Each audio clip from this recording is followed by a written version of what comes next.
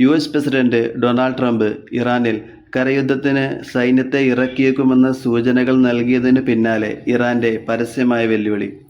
ഇറാനിൽ കരയുദ്ധം നടത്താനുള്ള അമേരിക്കയുടെയും ഇസ്രായേലിന്റെയും നീക്കങ്ങളെ രൂക്ഷമായി പരിഹസിച്ച് ഇറാൻ വിദേശകാര്യമന്ത്രി അബ്ബാസ് ഖറാച്ചി.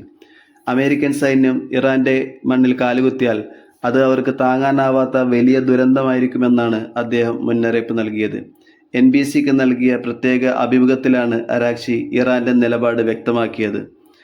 ഞങ്ങൾ അവരെ നേരിടാൻ കാത്തിരിക്കുകയാണ്. അവരെ നേരിടാൻ ഇറാൻ പൂർണ്ണ സജ്ജമാണ്. ഇറാൻ മണ്ണിലേക്കുള്ള കടന്നുകയറ്റം അമേരിക്കക്ക് വലിയ തിരിച്ചടിയാകും എന്ന് അദ്ദേഹം പറഞ്ഞു. അമേരിക്കയുമായി നിലവിൽ യാതൊരുവിധ ചർച്ചകൾക്കും ഇറാൻ തയ്യാറല്ലെന്നും അദ്ദേഹം വ്യക്തമാക്കി. ഒരു കാലത്തും അമേരിക്കയുമായി ചർച്ച നടത്തിയിട്ട് ഞങ്ങൾക്ക് നല്ല അനുഭവമില്ല. ചർച്ചകൾ നടക്കുമ്പോൾ തന്നെയാണ് അവർ ഞങ്ങളെ ആക്രമിക്കുന്നത് എന്ന് അദ്ദേഹം കുറ്റപ്പെടുത്തി. നിലവിലെ സാഹചര്യത്തിൽ വെടിനിർത്തൽ വേണമെന്ന് ഇറാൻ ആവശ്യപ്പെട്ടിട്ടില്ല. തങ്ങൾ എത്ര കാലം വേണമെങ്കിലും ചെറുത്തു നിൽക്കാൻ തയ്യാറാണെന്നും അറാഗ്ചി കൂട്ടിച്ചേർത്തു.